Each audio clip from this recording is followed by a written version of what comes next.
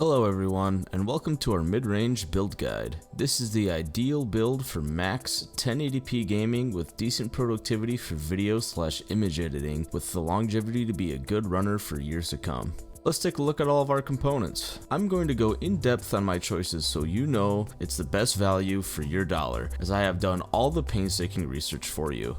Starting out, we have our motherboard. We decided to go with the MSI Pro B660MA with Wi-Fi. Motherboards for the 12th generation of Intel processors are in a weird place, and it took a lot more research than normal to find a proper motherboard that I felt good about using for our builds. I landed on this board because of the higher end power delivery and heat sinks. Many B660 boards struggle to offer enough power to even utilize a 12600K at full power, and even though this is an entry-level build, I wanted to leave room for future upgradability years down the road, just in case our consumer was looking to stretch out a couple more years of life from this build. The MSI B660MA can easily power up to a 12700K at a great cost and with built-in Wi-Fi. For those that don't have the ability to use wired connection, it is easily the best choice available. Next is our processor, the Intel 12400F. This is a great gaming CPU and will honestly compete with the big boys in gaming performance all the way up to an Nvidia RTX 3080. The higher end CPUs just have higher core counts and extra E-cores for our productivity workloads, which we aren't super interested in with this build. For the price point and performance, it is easily the best mid-range PC on the market for my money.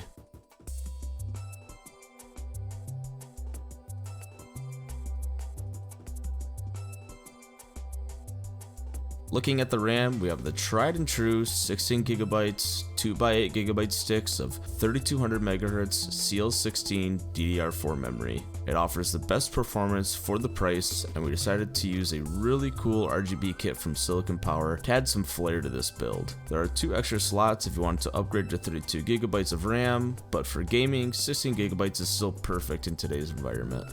Moving on to the power supply, we went with the Thermaltake 650 watt 80 plus bronze rated power supply unit. At first, a power supply can seem like a simple purchase, but it takes a lot of research to get one you know will work well.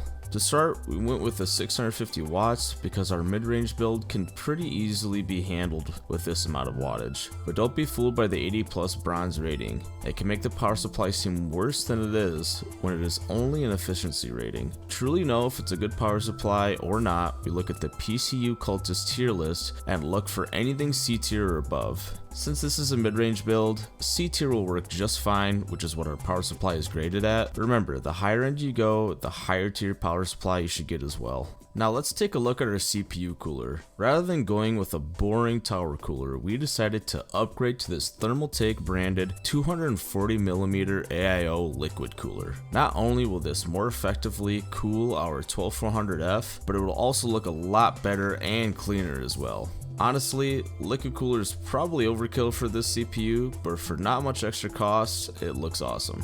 Finally, it's time for the graphics card. We went with the RTX 3060 Ti. This card is the premier mid-range card.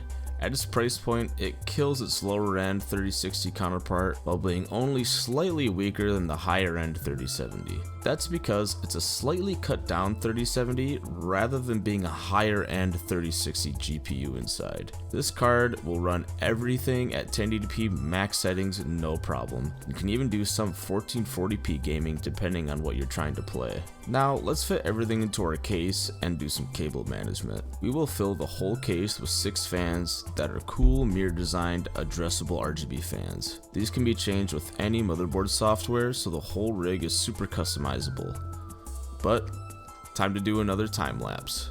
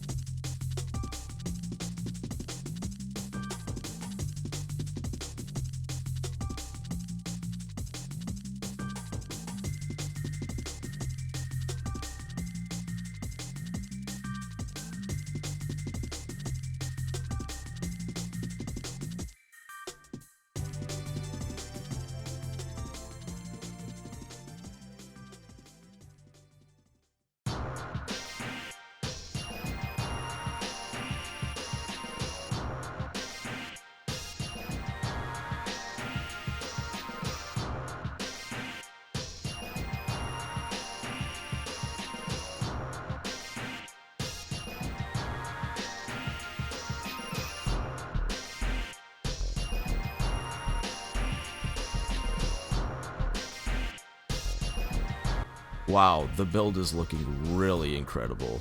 The 240mm AIO was a tight fit, but we got it in there, and the entire unit is just really clean looking. It isn't all about looks though. Let's check out some benchmarks.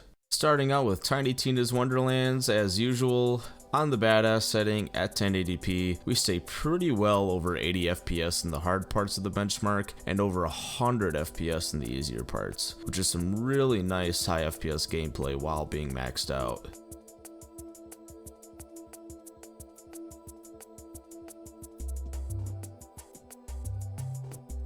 Next up, we have Red Dead Redemption 2, and at the highest preset 1080p, we average 77 FPS, which is really great at max settings once again.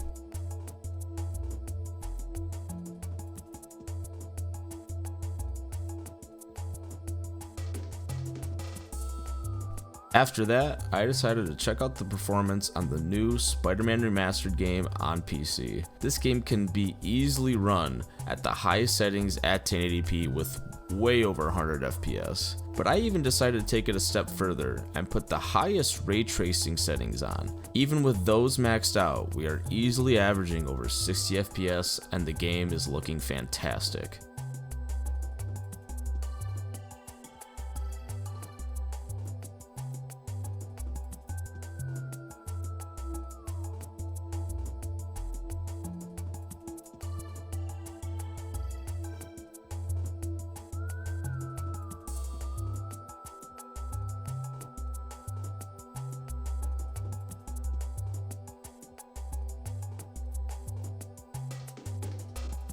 Lastly, we decided to run the Horizon Zero Dawn benchmark as well, averaging 106 FPS at ultimate quality.